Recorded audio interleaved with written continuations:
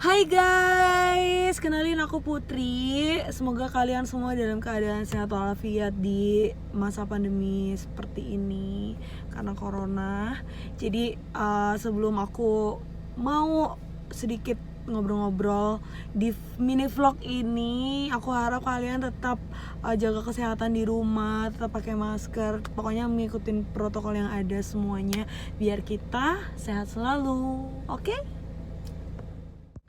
Jadi di kesempatan kali ini aku mau bahas sedikit tentang garis besar India nih. Jadi ada beberapa topik yang bakal aku bahas hari ini di mini vlog ini. Buat kalian semoga informasi dari aku hari ini bisa bermanfaat buat kalian semua. Check it out.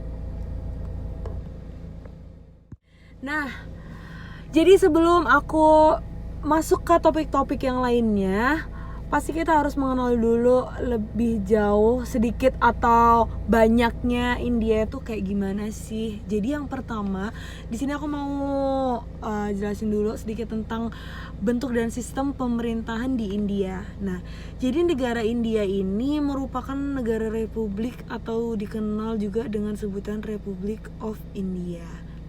Bentuk dan sistem pemerintahan di India itu sendiri adalah demokrasi parlementer.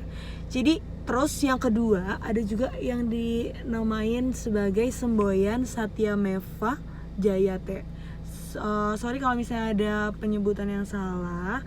Jadi semboyan itu dituliskan di bawah lambang dalam aksara Dewanagari yang bermakna hanya kebenaran yang berjaya. Jadi lambang ini diresmikan sebagai lambang negara India pada tanggal 26 Januari tahun 1950. Pada saat itu India telah menjadi republik merdeka.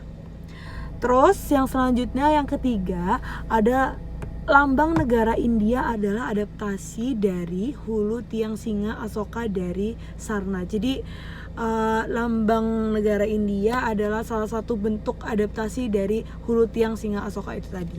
Maharaja Asoka yang agung mendirikan hulu tiang yang menghiasi puncak pilar Asoka untuk menandai titik tempat Buddha Gautama mengajarkan Dharma pertama kalinya, serta tempat di mana Sangha Buddha dibentuk. Nah, dan yang terakhir, Undang-Undang Dasar India menyebutkan bahwa ada 22 bahasa nasional, tetapi hanya bahasa Hindi dan Inggris lah yang menjadi bahasa resmi di India itu sendiri. Nah, itu tadi beberapa garis besar tentang India yang bisa kalian ketahui. Untuk selanjutnya, di sini aku mau kasih tahu sedikit. Ada beberapa suku bangsa di India. Kurang lebih mungkin ada sekitar 5 suku bangsa yang bakal aku jelasin di mini vlog ini.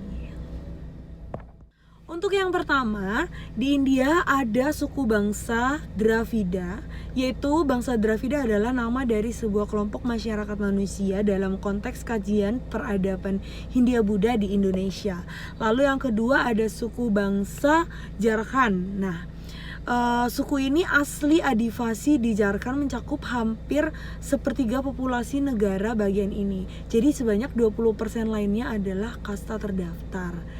Lalu untuk yang ketiga ada juga suku bangsa Garo Meghalaya, yaitu adalah suku Tibeto-Burman dari anak benua India. Dan Meghalaya juga terdapat suku Garo yang mayoritas penduduknya adalah perempuan. Jadi di suku ini mayoritas penduduknya sebagian besar adalah perempuan. Untuk yang keempat itu sendiri ada suku bangsa Tamil.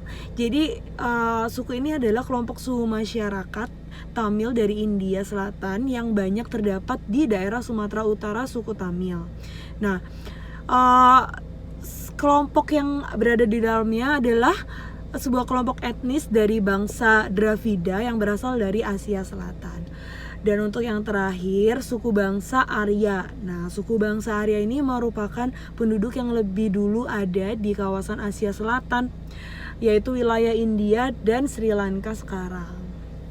Itu dia beberapa, ada 5 suku bangsa yang ada di India. Selain suku bangsa yang ada di India, India juga pasti memiliki budaya yang terkenal dengan adat istiadat yang beraneka ragam. Pastinya yang ritual aneh dan unik yang hanya ada di India.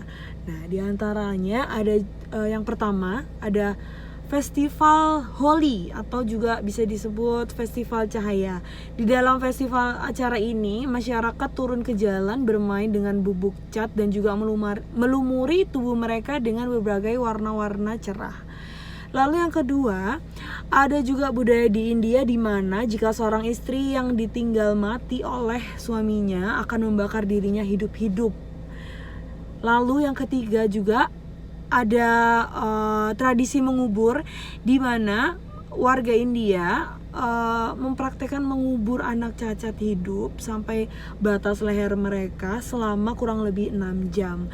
Hal itu dipercaya untuk meniadakan akibat yang buruk yang disebabkan oleh gerhana matahari. Lalu yang keempat, pada setiap bulan Desember di Karnataka, pasangan yang sudah menikah melemparkan lebih dari 100 bayi dari atap kuli ke kerumunan di bawahnya yang sudah memegang kain untuk menangkapnya. Jadi budaya ini dipercaya bahwa jatuh 200 kaki membawa kesehatan dan keberuntungan untuk keluarga. Jadi mereka percaya kalau misalnya mereka melempar bayi ini jatuh dari 200 kaki itu akan membawa keberuntungan dan juga kesehatan untuk keluarganya gitu. Dan yang terakhir ada juga festival Tokam yang dirayakan di India Selatan. Pada event ini umat Hindu menembus punggung mereka dengan kait tajam sebelum diangkat pada perancang oleh tali. Jadi mereka melakukan ini untuk menyenangkan Dewi Kali. Nah, itu beberapa budaya-budaya yang dipercaya yang aneh dan unik yang ada di India sejauh ini. Nah, untuk pembahasan yang terakhir, orang India pasti memiliki kebiasaannya masing-masing yang memang sudah menjadi kebiasaan dari sebagian besar masyarakat India. Seperti kita misalnya, kita juga pasti punya kebiasaan masing-masing, kebiasaan sendiri kan. Di India juga gitu. Kalau misalnya di India, mereka memiliki kebiasaan untuk menggelengkan kepala ketika berbicara.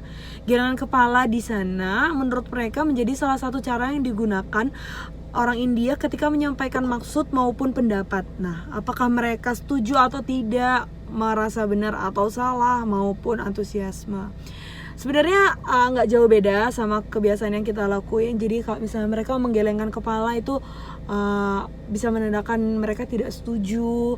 Dan kalau misalnya mereka menganggukkan kepala seperti biasa, bisa menunjukkan bahwa mereka setuju atau iya gitu dalam isyarat gitu. Jadi sebenarnya nggak jauh beda, cuman itu juga kebiasaan itu dilakukan oleh masyarakat India. Nah, yang kedua ini agak berhubungan dengan kebiasaan yang pertama.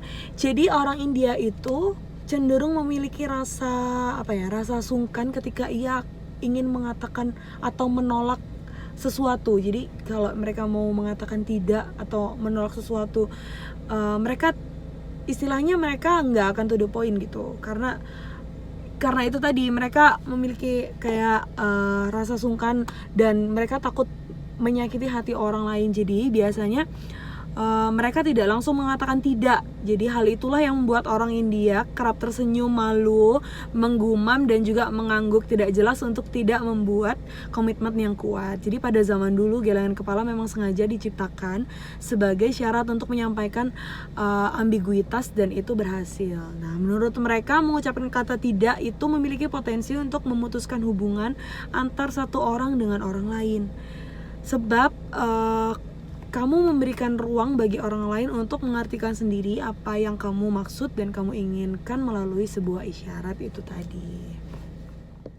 Jadi itu tadi beberapa topik yang ingin aku sampaikan ke kalian di mini vlog kali ini. Mohon maaf kalau misalnya ada kesalahan pengucapan kata atau ada kata-kata yang kurang berkenan. Semoga informasi yang aku sampaikan di mini vlog ini bisa berguna buat kalian, buat kita bersama. Dan juga thank you buat yang udah nonton vlog aku hari ini. Terima kasih. Semoga kalian sehat selalu. Stay safe. Thank you.